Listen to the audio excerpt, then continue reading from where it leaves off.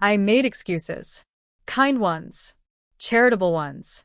Because loving someone deeply sometimes means giving them the benefit of the doubt long past when they deserve it.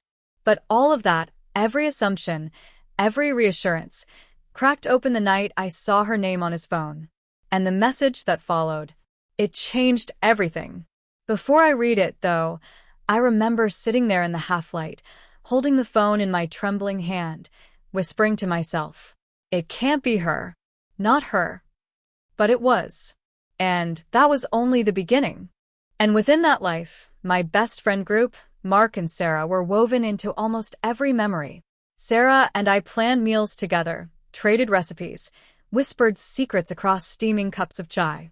She was the person I called when work felt heavy or when Daniel made me mad.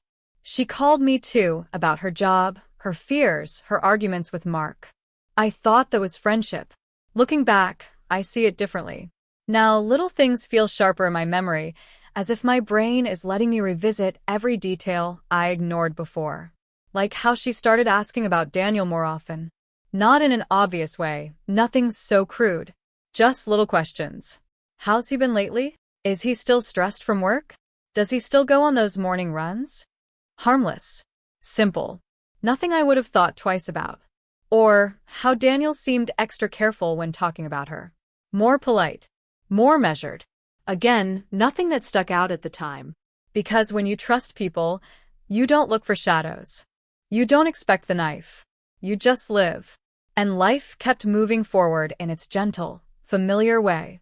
Until the week, everything started changing. It began small, as betrayals often do. Daniel started coming home later, saying work was crazy. He stopped reaching for me at night. The way he kissed me felt distracted. Like he was thinking of something else while going through motions he no longer felt. I asked him once lightly, "Everything okay?" He smiled too quickly. "Of course, babe. Just tired." It wasn't a lie I could challenge. It wasn't a truth I could see. Not yet. Even Sarah seemed different. A little quieter. A little too attentive to her phone whenever we met for tea. But again, I brushed it off. Life is full of changes, busy seasons, stress, shifting moods. I didn't want to assume the worst. I didn't want to be the wife who jumps at shadows. If anything, I blamed myself. Maybe I've been distant, I told myself. Maybe I've been too caught up at work. Before everything fell apart, my life was ordinary in the kind of way that feels comforting. Predictable. Familiar. My husband, Daniel, and I had been married for 9 years. Not perfect years, but steady ones. We had routines, little rituals woven into the fabric of our days. Every morning, I woke first. I'd start the kettle, open the curtains just a bit to let the sun slide in, and sit with my tea while the world woke slowly. Daniel always came down 15 minutes later, rubbing his eyes, hair sticking up in every direction.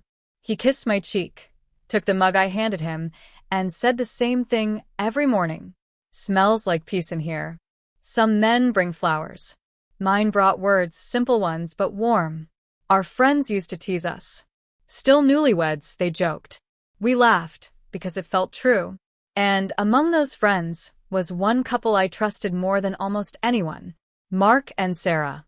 Mark had been my friend since university, back when we were broke and hopeful and learned to stretch a single pizza into 2 meals. When he got married, I was his honor witness, their version of best man and maid of honor rolled into one. I knew Sarah even before she became his wife. I liked her instantly. She was clever, charming, with a laugh that made other people join in before they even knew the joke. The 4 of us fell into an easy rhythm over the years.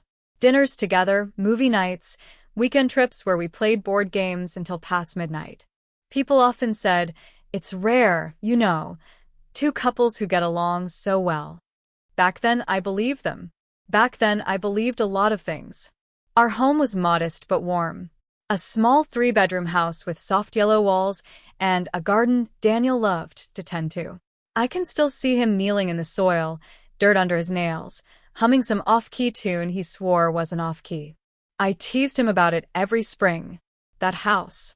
It held our routines, our arguments, our laughter. It held my life.